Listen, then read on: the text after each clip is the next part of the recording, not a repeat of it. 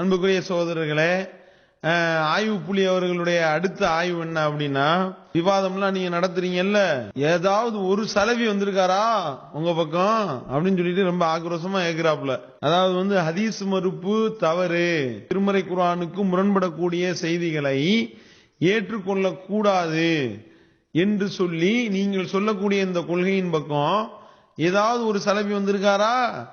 அன்சாரி தப்லீக் வந்திருக்காரா? ஷேக் முஜாஹித் அவர்கள் வந்திருக்கின்றாரா? இஸ்மாயில் சல்லாபி வந்தாரா? சலசலப்பி வந்தாரா? அப்படின்னு சொல்லிட்டு ரொம்ப ஆக்ரோஷமா ஒரு கேள்வியை கேட்கிறார். அது மாதிரி நீங்க யோசிக்கணும். நான் என்ன கேட்கிறேன்னா, இந்த ஹதீஸ் மறுப்பு கொள்கை தப்பு அப்படின்னு காலங்காலமா பிரச்சாரம் பண்ணி, குர்ஆனுக்கு மாத்தமா ஹதீஸ்களை மறுக்க கூடாது, அதை இணைச்சுதான் விளங்கணும், சகோதரர் பிஜேயுடைய நிலைப்பாடெல்லாம் தவறுன்னு பல வருடம் பிரச்சாரம் பண்ணி, இப்படி இருந்த மக்கள் யாராவது பிஜே உடைய வாதத்தை கேட்டு அந்த கொள்கையை விட்டுட்டு இந்த கொள்கைய இந்த கொள்கை வேண்டாம், ஹதீஸ் குர்ஆனுக்கு முரண்படும், பிஜே சொல்ற வாதம் சரிதான் சொல்லி இந்த மாதிரியாக பிரச்சாரர்களா இருந்தவங்க, கொள்கையில் இருந்தவங்க யாராவது பிஜேவோட போய் சேர்ந்திருக்கிறாங்களா? ஒரு ஆளை காட்டுங்க நீங்க. அப்படி யாராவது, அவர் எவ்வளவு காலமா அதை பிரச்சாரம் பண்ற, எத்தனை வருஷமா? இத்தனை வருஷங்கள்ல அவரை விட்டு நிறைய மக்கள் ஹதீஸ் பக்கம் வந்திருக்கிறாங்க. ஆனா மாற்று கருத்துல இருந்த மக்கள் யாராவது பிஜேயோட போய் சேர்ந்திருக்கிறாங்களா? ஒரு இஸ்மாயில் சலஃபியா இருக்கட்டும், என்ன அன்சார் தப்லீகியா இருக்கட்டும், ஷேக் முஜாஹிதா இருக்கட்டும், எவ்வளவு மக்கள் பிரச்சாரம் பண்றாங்க. இந்த பிரச்சாரத்தினால பிரச்சாரம் பண்ண இந்த மக்கள் யாராவது பிஜேயோட போய் சேர்ந்திருக்கிறாங்களா? அப்படி ஒண்ணுமே கிடையாது. மாறாக என்ன நடந்திருக்கு? இஸ்மாயில் சலஃபி பேச்ச கேட்டு டிஎன்டிஜில இருந்த நான் இங்க விட்டு வந்திருக்கிறேன். என்ன அது மாதிரி பல தாயிகளுடைய பேச்ச கேட்டு ஃபர்சான் மௌலவி, டிஎன்டிஜில இருந்த ஃபர்சான் மௌலவி வந்திருக்கிறார். அப்ப அங்க இருந்துதான் ஆட்கள் பூரா இங்க வர்றாங்களே தவிர இங்க இருந்து ஒரு ஆள் கூட அங்க போகல. அப்ப நீங்க யோசிச்சு பார்க்கணும். இன்னைக்கு அதை தூக்கி எரிஞ்சிட்டு ஒரு ஆள் வர்றாரு, 2 ஆள் வர்றாரு, 3 ஆள் வர்றாரு, 4 ஆள் வர்றாரு, நாளுக்கு நாள் இந்த நம்பர் என்ன செய்யுது, அதிகமாகிக்கிட்டே இருக்குது. அப்ப தோல்வி யாருக்கு? தோல்வி யாருக்கு? உங்களுக்கு தான். இவர் தான் சொன்னாரு, ஆளை வச்சுலாம் கிடையாது கொள்கை, யாரு வர்றா எவன் போவா அப்படின்றதெல்லாம் மேட்ரு கிடையாது.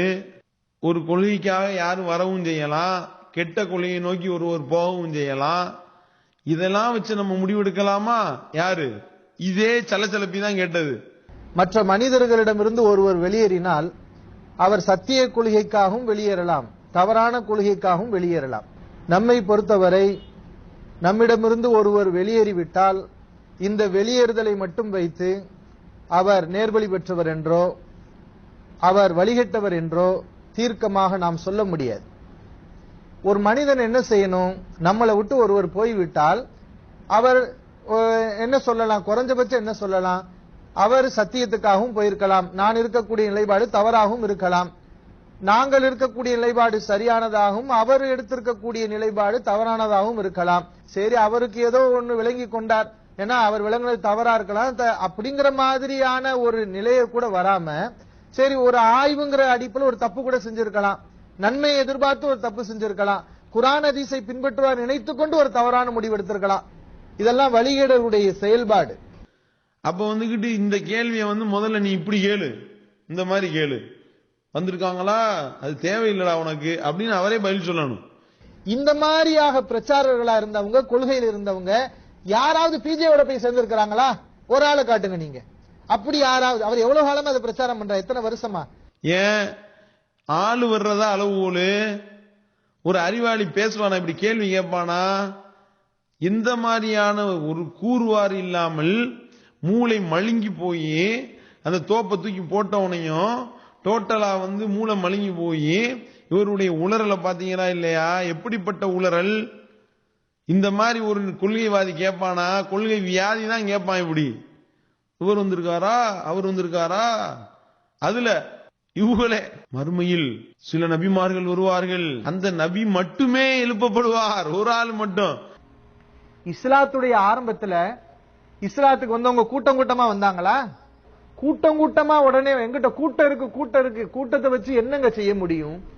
சொர்க்கவாசிகள் கூட்டம் அதிகமா, நரகவாசிகளுடைய கூட்டம் அதிகமா? யார் மறுமையில அதிகமா இருப்பாங்க? நரகவாசிகள் தான். 999 அங்கிட்டுனா இங்கிட்டு ஒண்ணுதான் இருக்கும். இதுதான் நிலைமை. சில நேரத்தில் நபிமார்கள் வருவாங்க, அவங்களோட யாருமே இருக்க மாட்டாங்க. சில நேரத்தில் நபிமார்கள் வருவாங்க, அவங்களோட யாருமே இருக்க மாட்டாங்க. அந்த நபிட்ட போய் கேளு முதல்ல, ஒரு ஆள் வந்தாரா? உங்க குடும்பத்துல நீங்க தாவா பண்ணதுல ஒரு ஆள் வந்தாரா அப்படின்னு கேள்வி கேட்பியா நீனு? இந்த மாதிரியாக பிரச்சாரர்களா இருந்தவங்க, கொள்கையில் இருந்தவங்க யாராவது பிஜேவோட போய் சேர்ந்திருக்கிறாங்களா? ஒரு ஆளை காட்டுங்க நீங்க. அப்படி யாராவது? அவர் எவ்வளவு காலமா அதை பிரச்சாரம் பண்றாரு? எத்தனை வருஷமா? அப்ப எந்த அளவுக்கு பாருங்க, நம்மளை குறைவுபடுத்தணும், நம்மளை குற்றப்படுத்தணும், தௌஹீத் ஜமாத்தை டேமேஜ் பண்ணணும். அதனால இந்த மாதிரியான ஒரு கிறுக்குத்தனமான ஒரு வாதத்தை வைத்து இத ஒன்னும் இஸ்லாத்தினுடைய அடிப்படை தெரியாத ஒரு நபர் கேட்கக்கூடிய ஒரு கேள்விதான் இது. அப்ப அந்த அளவுக்கு மூலம் மழுங்கி போய் தான் அந்த கேள்வியை இவர் கேட்கின்றார் என்பதை நாம முதலில் விளங்கிக் கொள்ள வேண்டும். அதையே அப்பட்டமா ஆதாரமா வேற காட்டுறாரு. வெற்றி யாருக்குன்னு பாருங்க, ரசூல் ஸல்லல்லாஹு அலைஹி வஸல்லம் வழியை நாங்க ஃபாலோ பண்றோம், உங்களுக்கு தோல்வி ஏற்பட்டுக்கிட்டே இருக்கு அப்படின்னு சொல்லிட்டு அதை சல்லித்தனமாக ஆதாரமாக இவர் காட்டிக் கொண்டிருக்கின்றார் என்பதையும் நாம் இங்கே கவனிக்க வேண்டும். அதுல ஒரு ஆள் காட்ட முடியுமான்னு வேற பெரிய பெருமை வேற. நான் சொல்லிக்கிறோம், இந்த மாதிரி பசைக்கு போய் ஒட்டிக்கிட்டு இருக்க ஆளுகள் வருவாங்களா? அவனாவது பசைக்காக தான் நீங்க சவுதி ஜாலியாத்துல சிங்கி அடிச்சுக்கிட்டு அவங்க சொல்லக்கூடிய அனைத்து விதமான விஷயங்களையும் ஆமாஞ்சாமி போட்டுக்கிட்டு அவரிடத்துல லட்சக்கணக்கில் சம்பாதிக்கக்கூடிய ஆள் எவனாவது தூக்கி போட்டு வருவானா? நீங்க வரமாட்டீங்க. காசு தானே உங்களுக்கு பிரதானம். அப்ப காசுதான் பிரதானம் என்று இருக்கக்கூடியவர்கள் எப்படி வருவாங்க? சாமானியர்கள் வருவார்கள், வந்திருக்கின்றார்கள், லட்சக்கணக்கில் வந்து கொண்டிருக்கின்றார்கள். லட்சங்கள் வாங்கக்கூடியவர்களுக்கு அதுவே லட்சியமாக இருப்பதனால நீங்க வரமாட்டீங்க. அதனாலதானே எல்லாம் டீலிங் பேசி வச்சுட்டு தானே போய் சேர்ந்தீங்க நீங்க. அப்படி பக்காவா டீலிங் பேசி வச்சுக்கிட்டு போய் சேர்ந்த நபர் கொள்கைக்காக எப்படி வருவாரு? கொள்கைக்காகவே வாழக்கூடியவர்கள் கொள்கைக்காக வருவாங்க. நீங்க கொள்ளையடி வாளை ஆட்டக்கூடியவர்கள் நீங்க எப்படி வருவீங்க? அப்ப சலசலப்பிக்கெல்லாம் இஸ்மாயில் சலசலப்பி இருக்காரு, அதே மாதிரி அன்சாரி தப்லீக் முஜாஹிதீன் எல்லாம் பசை இடக்கிற இடத்துல ஒட்டிக்கிட்டுல இருக்காங்க. அப்ப அவங்க எல்லாம் எப்படி வருவாங்க? சிந்திக்கணும்ல. சிந்திச்சா அந்த கேள்வி கேட்பாரா?